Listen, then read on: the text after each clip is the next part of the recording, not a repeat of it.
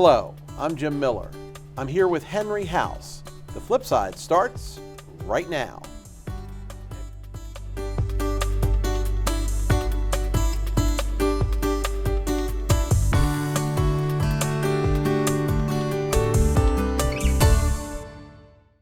Welcome to the show. Well, the debate is back. Should Washington County's income tax rate be cut? Some commissioners say yes, and others say no. Henry, pros and cons. Let's deal with the pros first. What are the pros? Well, the pros is we have a surplus of money, and they want to get it back to the citizens of Washington County. Why we had a surplus is where we're going to get into some of the cons here in a minute. But, basically it was COVID related. It's the fact that our real estate economy is actually really strong right now. So they're getting more tax revenue. They're getting properties being turned over. So they've increased the revenue. But actually that's this year. So I'm not even sure we've accounted for that yet, have we? Well, that's the argument that they're using, that they're still strong and that they're going to finish ahead of the game this year. Okay. Now, is that a valid argument going forward? Did we bite off more than we needed when, our county commissioner insisted on, the president of the county commissioners insisted that we raise it up to the maximum rate, and back in 2000, I think it was 2000. Yeah, it was 18, 19? Last year, yeah. Okay, and then it was. But we backed off of that. We backed off of it last year. We took it down by 2 points instead of what they had wanted. I'm just thinking maybe we're getting a little too anxious to get the money back. Why don't we build up some rainy day fund in the coffers, not spend the money, but be fiscally responsible? Yeah. So here is my concern. And my pro is, I only have one pro, and that's puts money back in my pocket and everybody in Washington County's pocket. My concern is several-fold, or my concerns. Number one, County Administrator John Martirano is suggesting that he doesn't think this next year is going to be as robust. And if you think about it, and we've talked about this on the show, we are due for some sort of economic downturn. What form that takes, how problematic, how deep it is, we don't know yet. But cyclically, we're due for that economic downturn, number one. Number two, the savings were COVID related. They were related to medical procedures that didn't happen that allowed us to save money on health insurance, as well as a couple of other things. Theoretically, now that we're not out of COVID, but things are opening back up, people may choose to go back and have those elective surgeries, which I would assume would increase our cost. Finally, like you, I think it doesn't hurt to have a rainy day fund. Well, Commissioner Klein insisted on, we have infrastructure that needs being addressed, building maintenance that needs to be, that's been deferred maintenance on it. So we need that money there. But I really think we need to take that money and start to squirrel it away and build up that fund, because as you said, the economy is always cyclical. We've been riding a high. Real estate is extremely hot right now, maybe not across the entire economy, but real estate segment is extremely high, but we're also staring at inflation, and those costs are going to be absorbed in this community at some point in time, and it's going to be absorbed by a county government. So why don't we be responsible instead of quickly lowering the rate and then have to go back and revisit a year or two from now? Let's build it up so that we have some type of working, sustainable capital in case we hit that roadblock in the economy, that we're not saying, while everyone is really being penalized by what's happening in the world, we also need to raise your property tax rates. Ease off on a little bit. Let's put some money aside. Let's earmark it, that it's being put aside. It's not to go into various pet projects that Commissioner A or Commissioner B wants. Let's put that money aside, and then if we have a need for it, make it a certain percentage of what your operating income is, and set it aside, and then you can go from there. Well, let's let's bring two more words into the equation, and those are unfunded mandates. We know that the state is probably going to have a tough budget year coming up. We know that the federal government, especially if they spend the 3 point whatever trillion dollars in infrastructure that they want to spend, is going to have a tough budget year. So I got to think that just as it has in the past, some of that's going to flow. The federal's going to flow to the state. The state's going to then find things to flow to the municipalities. And guess what? But we also have, according to the article I read, the retirement plan that the county has not been sustained at the level that it needs to be sustained at. Okay, we made a contract obligation to the county employees that they're going to receive. Let's go ahead and get that funded. If we have some of those resources available, let's go ahead and get that funded so it's back whole. We don't want to be some of these big corporations that when times get tough, they go and they rob the pension fund. And all of a sudden when the employees are needing the money, the company's belly up and there's nothing left for them. I'm not saying that's going to happen to our local government. I'm not saying it is either. But here, to that point, let me say this, that we have enjoyed as a result of being fiscally conservative for many, many years. We have enjoyed better than average bond ratings, and they went up again a couple of years ago. Right. Do we want to potentially, and again, I don't think there's an immediate jeopardy by lowering the tax rate, but given the fact that the county's chief financial officer and the county administrator and people in their offices right, are saying, yeah, I don't think this is a great idea. I mean, I think at some point you gotta listen to the experts. Well, they said that last year also. Oh, I don't think it's a great idea, and we lower it by 0.2 of a point. Right. We still have a surplus, but that surplus is, I think, really on paper. Once we get back to business as normal, I think you're going to see the surplus start to dwindle away, and possibly it could be wiped out in a year or two if we don't continue to be fiscally responsible. And I give credit to the commissioners that are putting forward this idea to lower it, because both of us want to pay less tax. Yeah, and guess what? It is a debate that needs to be had, and I want to echo your opinion that I'm glad they're talking about it, and I'm glad there's people on both sides of the issue. I'm not trying to suggest that one side or the other is right or wrong, because quite frankly, I don't have the data.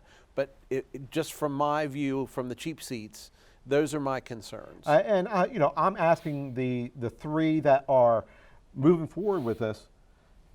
Let's go back to the observation deck for a little bit, and let's see how the rest of 2021 plays out and how 2022 plays out. I realize we're getting into election cycles. This is a good campaign thing. Hey, I battled to try to lower your taxes. Listen, battle for the taxpayer. Okay, we have to pay taxes to maintain our infrastructure and our standards of living in this community. But let's make sure that we don't jeopardize our bond rating, jeopardize the safety of people within the community by pulling this money out. And then when we are really hard up, when the inflation's gone crazy, hopefully not, the economy's gone 180 degrees in the opposite direction, that we have a glut of homes on the market and no one has 2 nickels to rub together to buy them. When all that happens, we don't need to be the county coming to us to say, oh, we're not getting the turnover of taxes, the exchange fees for real property, so we're going to have to raise your rate again. We don't want to be there. Let's set the money aside. Let's be responsible, because we still have all these foreclosures that haven't been processed in the last year and a half. When they go to hit the market, yes, we're going to have a short-term churn on it, but it's not the big dollars that you're seeing now on properties. Yeah, it's not. It absolutely is not. And, I've said on this show before that this whole period we're in right now reminds me somewhat, I was not alive, but is reminiscent of the Roaring 20s, and we know what happened after the Roaring 20s. Well, this housing thing that we have reminds me of 2008, and I was around for that one. And when the bubble burst, it burst big time. Yes. So, there's a lot going on here. So the county had, according to Sarah Greaves, and Sarah is the chief financial officer of the county. By the way, I find her to be a very educated, articulate person. I have watched some of the county commissioner meetings, and I've watched her presentations. I don't know where we found her, but she is sharp, in my opinion. She said they have about 14 million left over from at the end of FY21, which would have Right. ended June 30th. 7.8 million over budget in revenues, 6.2 million under budget on expenses. But remember that June 30th was the date. So half of that money was back in December through, July 1st through Right. December of 2020, which what was going on then? We were at peak of COVID. We were at the peak of COVID. So in my mind, that's not reality either. And they were mentioning the insurance expense being less. Well, I believe the county self-funds their insurance. Right. So that's why it's not like, oh, we write out a check every month to pay for our insurance premiums. The county self-funds it. So if you're not getting the elective procedures, because they're not going to let you in to get that mole removed because of COVID. Right. All that's just kind of building up. And when the issues around the pandemic have really quieted, I think you're going to see people opting to get caught up. And, I know there's things that people in my family have held off going, even though we're paying for the insurance. We held off going because there's not the opportunity to get those done. Yeah. Well, and the other thing in terms of and again, this is a guess as to what the housing market is going to do. She said there's about $11 million surplus or revenue above budget for $11 million, $5 million over budget in fees and recording deed transfers. So, okay, that's good. That's a good thing. But again, if the housing market turns south, I think, and again, finally, just based on what we see at the federal level, I think some government agencies got to show some fiscal responsibility. And I think don't we have a expect it to history. happen anytime in the next. Well, I think in our county and in a lot of our local municipalities, we've seen that, and I hope that continues. It's our local municipalities that impact our life far greater. And that's where we need the leadership here. It's good that we're having the debate.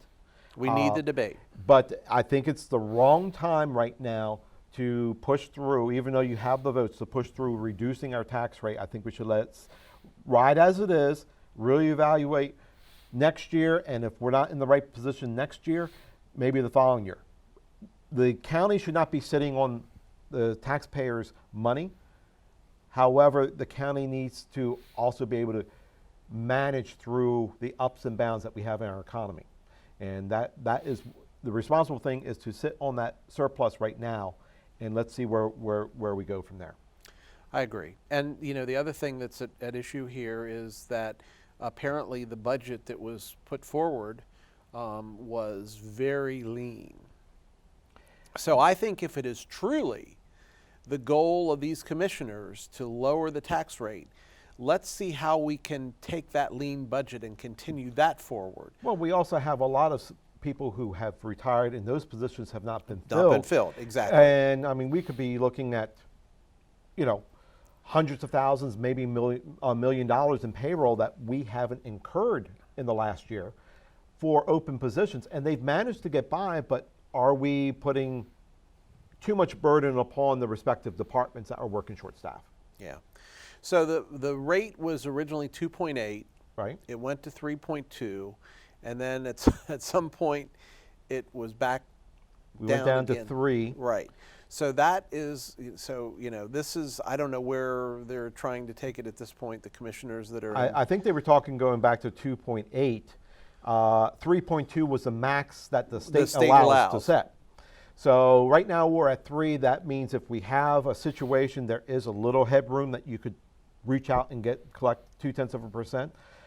And if we continue to be fiscally responsible, which I encourage all the county commissioners to do, then maybe we can look at rolling it back. But rolling back taxes is normally a real big challenge. Yeah. Because you get adjusted to that income coming in. Yeah.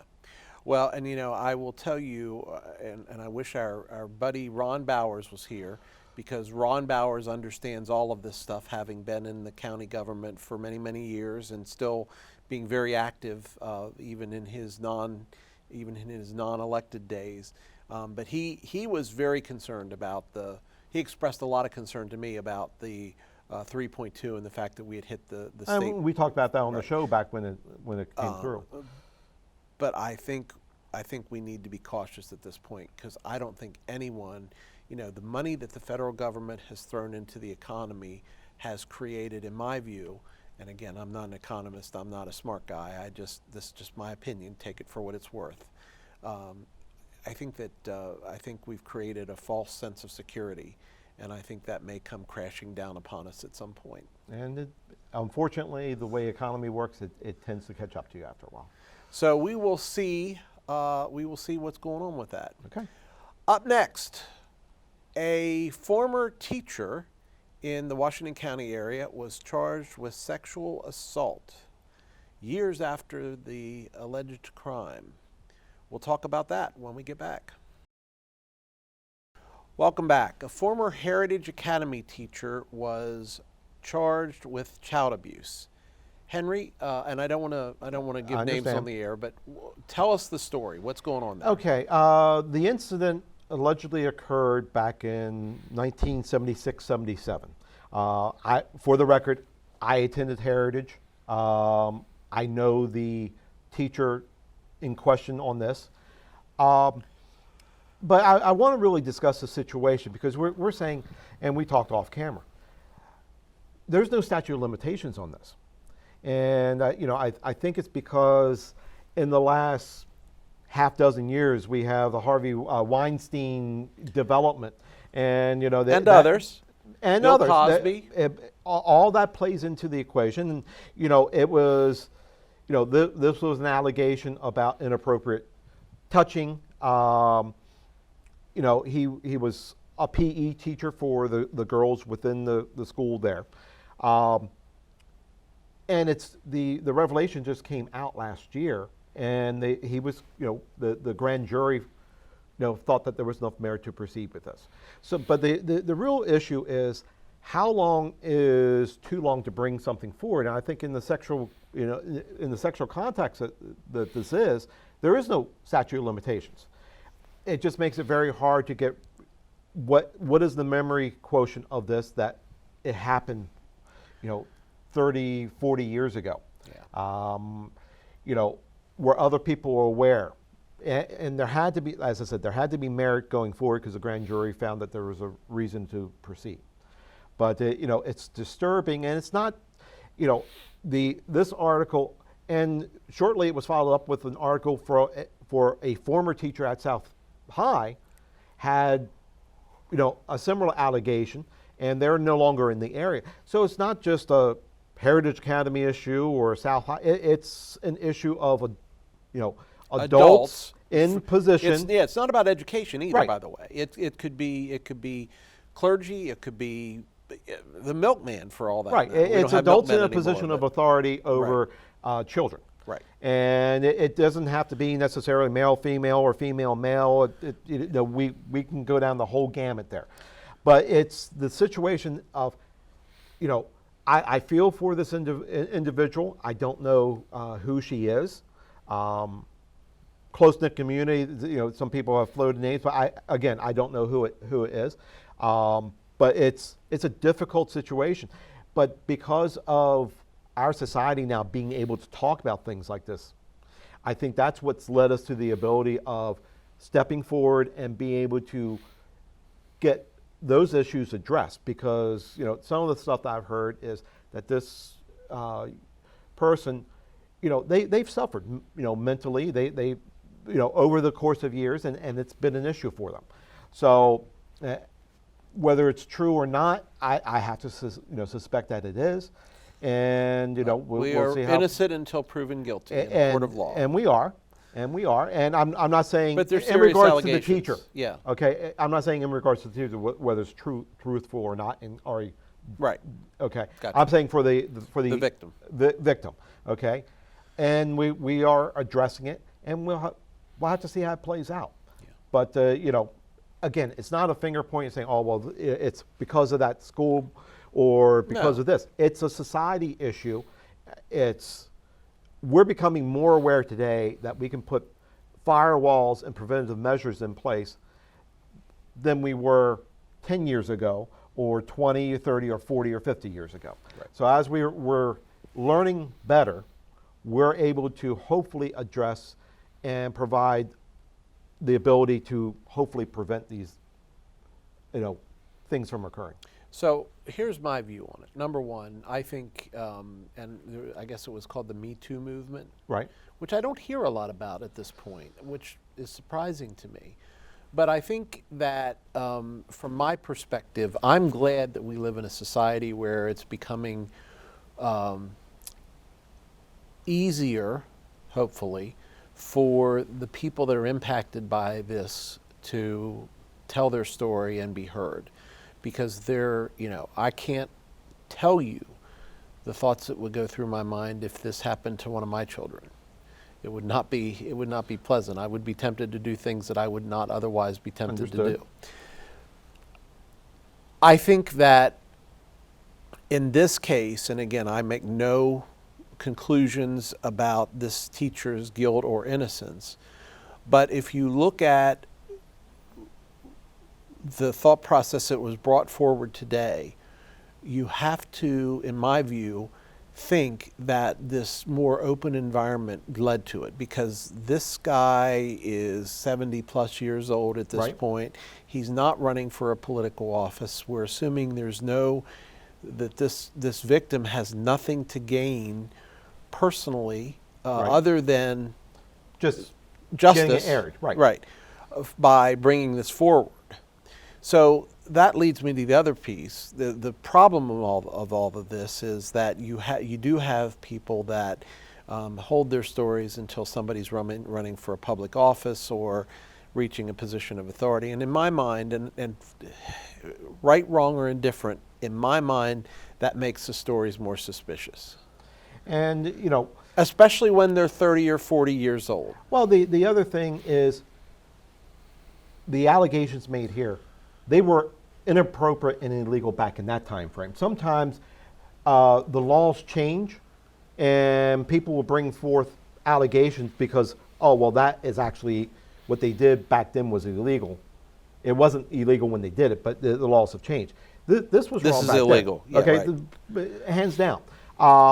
But in the 1970s, we didn't talk about things like this. No, we didn't. 80s, 90s, we didn't talk about things like this. It wasn't until recently, I say in the last decade, that people have felt empowered to discuss things and not have the shame brought upon them that, oh, well, I put myself in that position. Right. And hopefully, when these get adjudicated, the victim, it doesn't feel like the victim is on being trial. prosecuted in it. Right. Right. Or persecuted. Yes. Either way. I remember, and I think this has been an evolution on this front. I remember my first real job back in the early 90s that we had a sexual harassment training.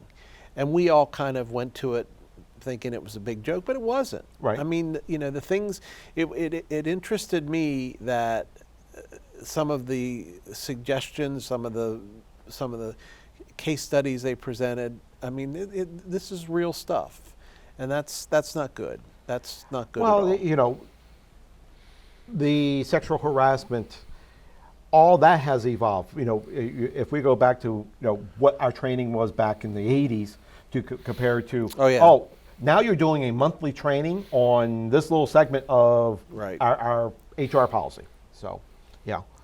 Well, it's going to be interesting to see this particular case. The teacher was charged with touching this person underneath her clothing in the areas of genitals on 2 occasions. At least that's what the release said. And again, as you suggested, this was a teacher at the school, the grand jury thought there was sufficient evidence to move it forward. So Well, we'll see how it pans out. I mean, as I said, I do know the individual accused. I'm not sure if I know the individual who made the allegations. The individual accused, has been happily married for years, but that doesn't exonerate them. No, it doesn't. And he raised a family.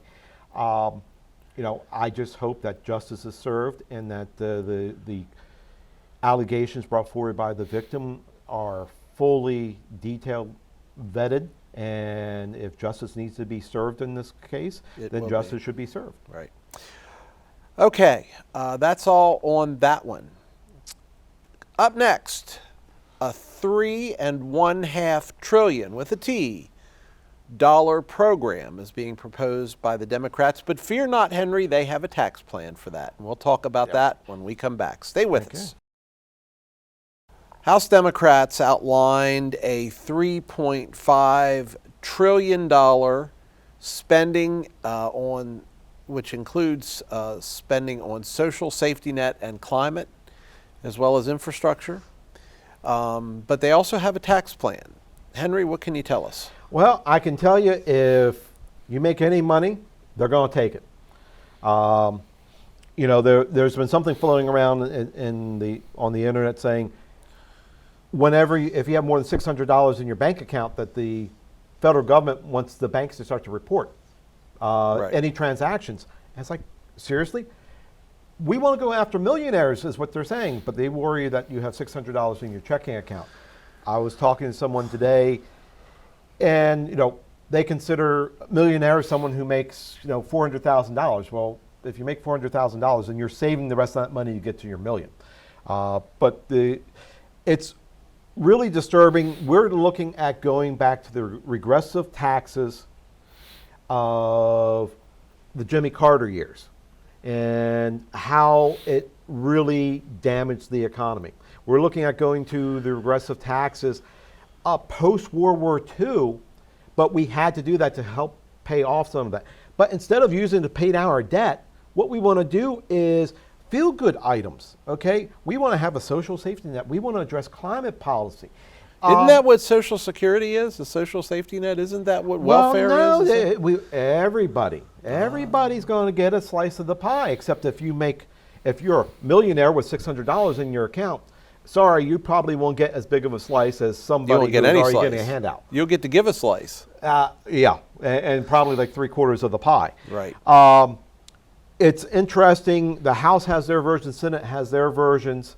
The Senate, and they want to do it via reconciliation, so they don't need the 60 votes to get it through. They only need 51 votes. And here's the challenge. There's Joe Manchin again, and Joe doesn't want the tax rate as high as what they're proposing. He wants it higher, but he doesn't want where they're proposing. Sometimes you gotta wonder when Joe's going to run out of those poker chips to play, where it's coming down. But we're looking at moving individual corporate tax rates to 26.5% and personal rates to 39.6%. Right. That is obscene. That means for every $10 I make or you make, or if we're in that tax bracket, $4 is going to go to pay for Uncle Sam's, frivolous programs. And then we're going to give the state. Yeah. I mean, the real tax rate is going to be in the 50 to 60% range, if not higher. In New York, it's probably going to be 65. And did you pick up on the article when they were discussing about the previous tax reduction that we had, and you lined out the high tax states that you could only deduct up, I believe it was up to $10,000. Mm-hmm. Well, they want to do away with that somewhere in here.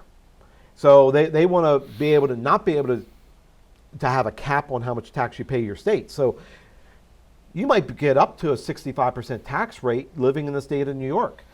With the wonderful Curran Commission in Maryland, we could be up into the mid-50s. Yeah. So this is really scary.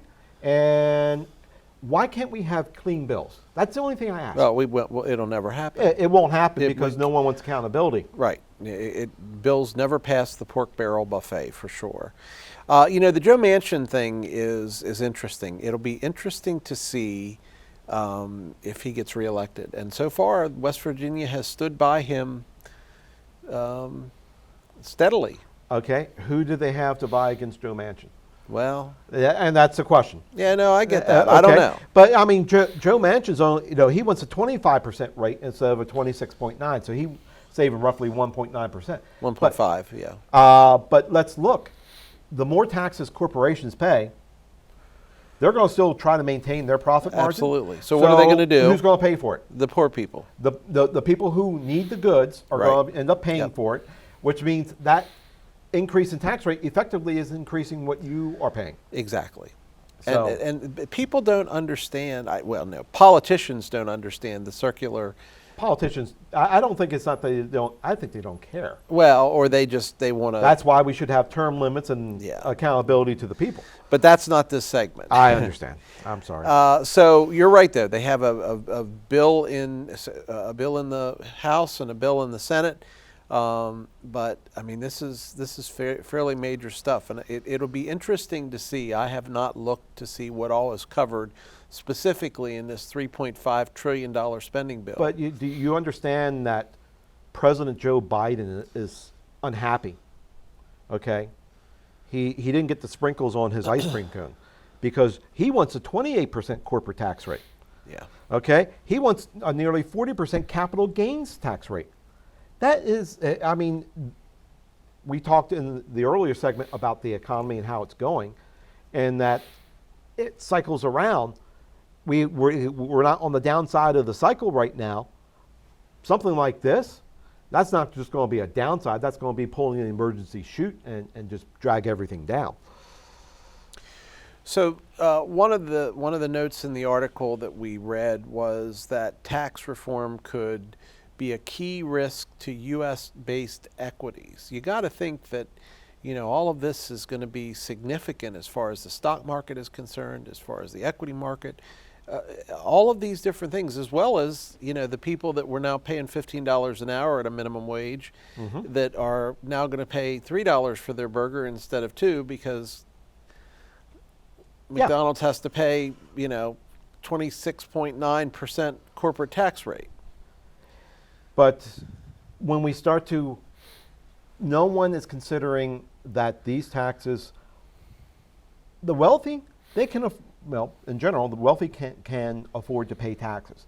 Where it really hurts is for the people who have to get up and go to work every day, and that their cost of goods, their cost of feeding their family, their cost of clothing their family, their cost of providing a roof and utilities to their family has just increased. Okay? We have that burden. We have the corporations say, listen, I made, $500 million last year. That's what we're going to make this year because we'll figure a way to do it. Right. So now they're raising prices. So that's going to come down. So the price of, a loaf of bread might be $5 now for a price of the loaf of store brand bread instead of $1.50 because they have to find a way to get their money out of the economy. So the corporate rate would apply to incomes above $5 million. The first $400,000 of corporate income would be taxed at 18%. From $400,000 to $5 million, it would be 21%, and then to the 26.5 or 26.9, whatever it is. Interestingly, the other thing that they're going to invest in is $79 billion in IRS tax enforcement. Well, we got to get the money out of there, get the blood out of the turnip, so to speak.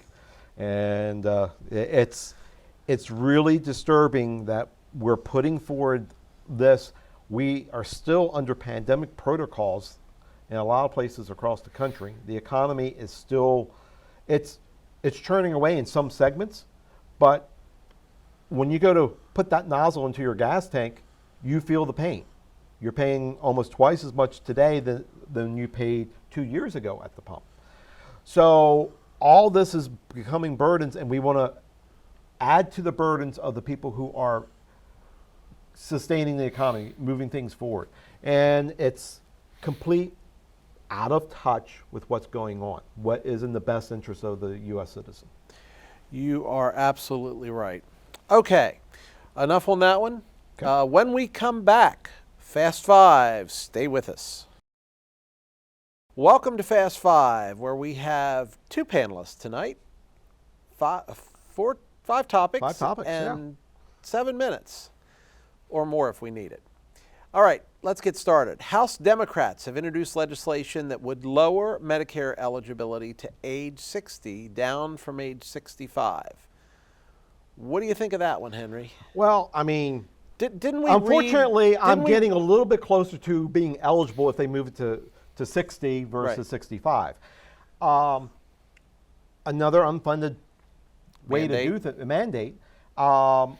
What it's going to hurt, it's going to hurt the quality of care because Medicare pays because it's such a large provider, they can dictate the rates to the doctors.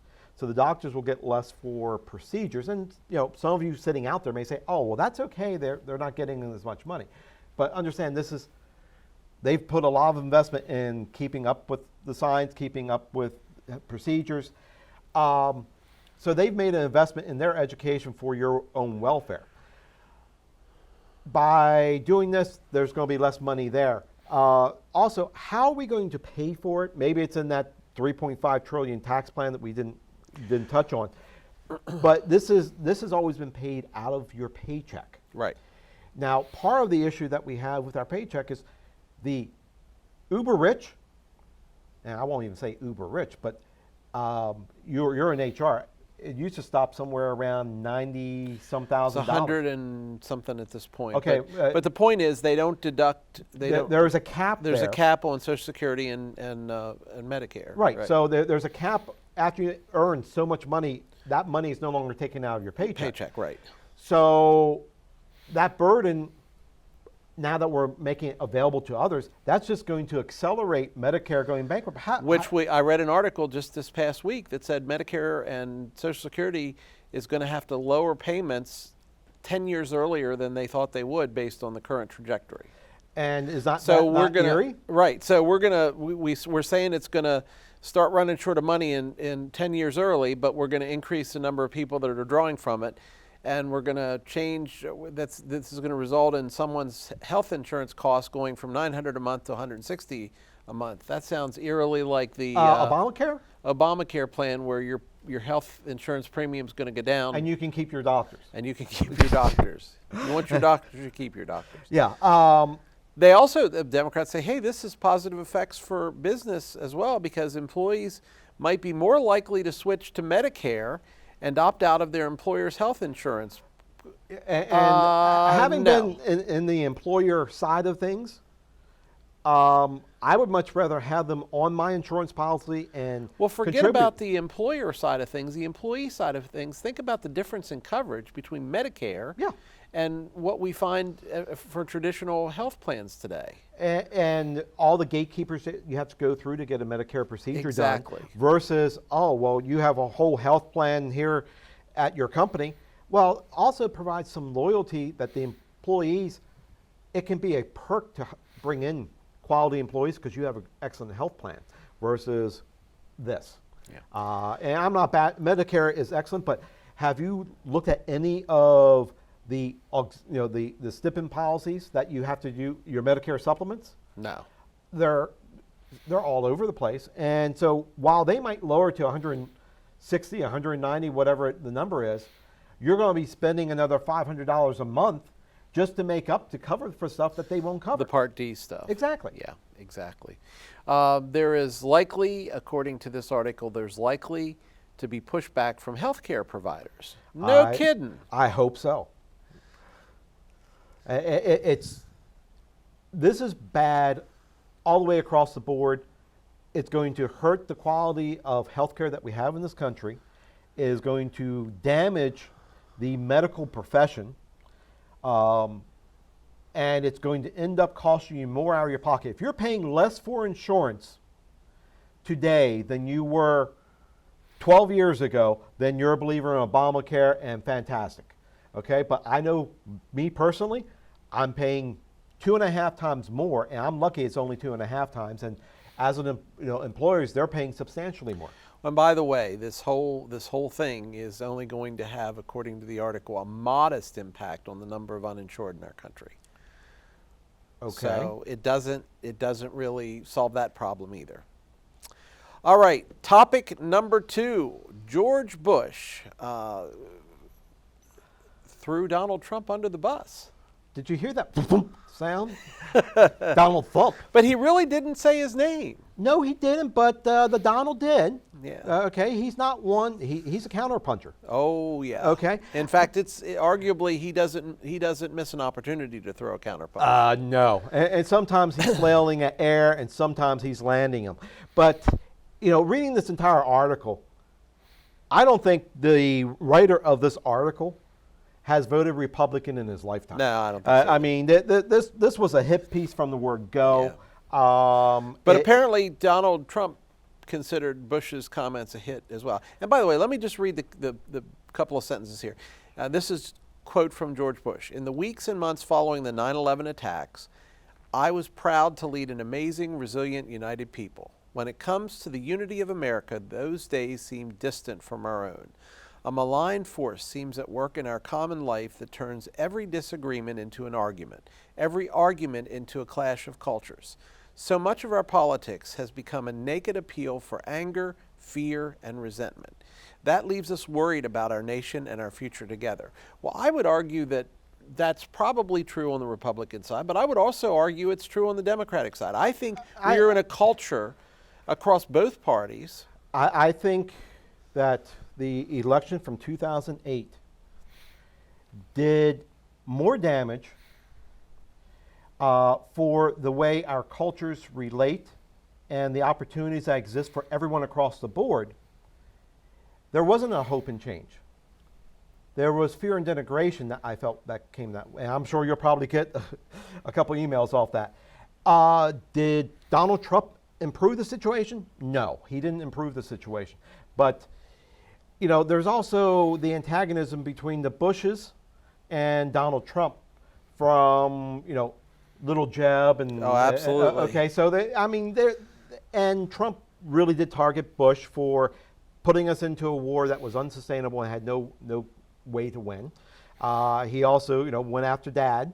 So I think this is a little bit of way of getting back, but there has not been that coolness of society that we all put our hands in together and we work united for a better America.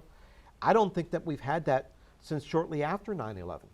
I think we started to go our own directions. I think there was a lot of division. I think there was division prior to 9/11. 9/11 just was a distraction that brought us together temporarily. But if we look at the results of his first election, there was a lot of division in this country. And if you look back at when Bill Clinton was president, there was a lot of division in the country. We have exacerbated it in the last 12 years, 13 years. Oh, it's gotten far worse. And I think it's to the detriment of those that need it the most that we have highlighted these issues, and we actually are now to the point, instead of taking where maybe we were here and we should have been here, we've taken this point and we've kind of, squashed things down and made it worse for them. And that's not the America I want to live in. So the last part of this article, this writer suggests that Bush's speech, and this is a quote, Bush's speech is rightly understood as not only a denunciation of Trumpism, but also an appeal to our better angels. And I believe that it definitely was an appeal to our better angels. I think George W. Bush, whether you loved him as a president or hated him as a president, I think he has a valid point there. Was it a denunciation of Trumpism? I guess you could read that into it. I don't necessarily read that into it. Well, I mean, people say, the Trump train and all his subordinates that, encouraged the Trump train to go forward.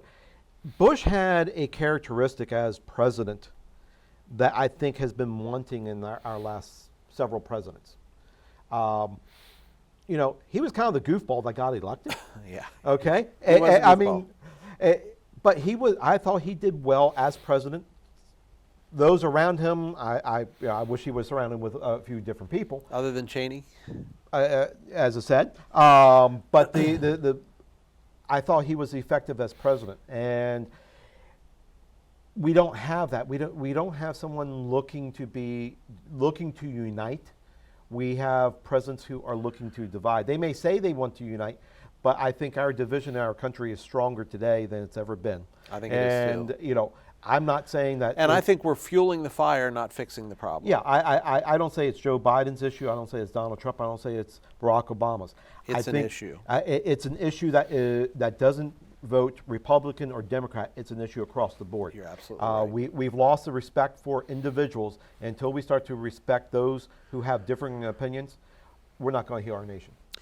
Recent report, not a poll, a report says that Maryland is considered one of the best states in the nation for teachers, according to this recent study. This was a study by a group called Wallet Hub, and it said that Maryland is the seventh best state in the nation for teachers. It is first in the country for digital learning plans and sixth in terms of overall school system quality. Surprised?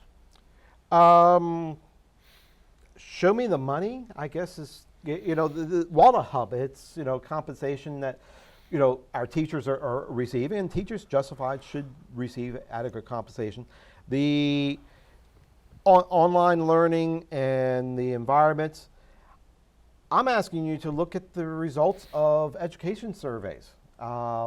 We just spent all this money on the Kerwin Commission, and the Kerwin Commission is going to continue to zap money out of your pockets to throw money at a system that they really aren't addressing what the problems are. So of course we can say that education is being financially supported in the community, but I don't see the return on the investment that we are preparing our kids to step out into society and be fully capable of being in society. I'll cite Baltimore Public Schools, Baltimore City Public Schools. They have a failing grade across the board. Washington County, this is bigger than just the Washington County. We have an excellent school system here. We have teachers who I think teachers who are involved, they truly care what's going on in the classrooms. But we're spending too much time worrying about meeting metrics than we are about preparing students. And, teachers should be compensated. We should support education with necessary funds, but we shouldn't blindly throw money. And when a study's coming from a source called Wallet Hub, I think that's more about the dollars and cents than really the quality of what we're getting out of our school system. So I don't know whether I was surprised or not by the overall seventh best state in the nation. I was pleasantly surprised about the digital learning and the first place that we got in that. And quite frankly, that doesn't surprise me at all. I know Maryland and our local system specifically has put a lot of money into digital learning. And boy, didn't they do it just in time. Imagine where we would have been when COVID appeared if we were not already a one-for-one device-to-student school system. And if we look at Washington County Public Schools, they've always been a leader in technology. We can go back to, the television programs that we had back, absolutely, when we were in school. So we've always been a leader there. A couple of the points in the article saying that, certain parts of the state, Eastern Shore, Baltimore City, Prince George's County, where Wi-Fi access is not very high. How in the world can the city of Baltimore have poor Wi-Fi access? How can Prince George's County have poor Wi-Fi access? Eastern Shore, with it being more of a rural community, similar to where we're at, I question why they have. I can understand that a little bit better, but we're talking about other parts that there's a lot of money available that should be being made invested there. Are we being distracted with too many things? Okay, the Kerwin Commission, someone's just pounding the drum saying how great the Kerwin Commission is, but how can we make this better for the students? When we're all said and done, it's about the students being able to come back into our community and contribute to the community. Are we achieving those goals? Beyond the metrics of, keeping the Department of Education of the United States happy with what our testing numbers are we producing quality citizens out of our school system that can make proper change without having to look at a computer screen to tell you what you're going to do? Do you support the idea of a federal Department of Education that exists today, or are you one of those that say this is something that is better handled at the state and municipal I level? would support a federal Department of Education that would be in an advisory capacity only, but much smaller. I think that local municipalities should be living up to standards established by their state, because the state understands the local issues better. But what makes Washington County Public Schools successful may not be able to be applied to Baltimore City Public Schools. So you need to allow them to think on their feet and come up with a program that works better for their given community, as long as we're making strides and we're improving what the quality of living that the students are going through. Speaking of quality, Okay. here's one thing that apparently the Federal Trade Commission is questioning the quality on, and that's the always broken McDonald's McFlurry machines. The Federal Trade Commission is now looking into the fact that these machines, these McFlurry machines, are apparently always broken. And I don't know about you, but I've taken my kids to get McFlurries or other frozen elements at McDonald's from time to time, and You've been disappointed. they've been disappointed. I don't really like McFlurries, but yes, they've been disappointed. Well, I can remember when McFlurries were first introduced. So Right, which apparently is in some cases is the last time the machine worked. yeah, well, even when they were first introduced, you would walk in there and say, well, can I get one? They're like, no, the machine's down. Like, you just spent $20 billion on an advertising campaign and your machine's broken. The people at McDonald's, why don't they call 1-800-Dairy Queen and say, how do you get your Blizzard machines to work all the time? Well, and that's the point. And one of the articles that I read suggested that according to the McDonald's owners, Right. the machines are very over-engineered and complex. Also, apparently there's only one group that's authorized to service them, Right. and this group is always operating in arrears. They've always got a backlog.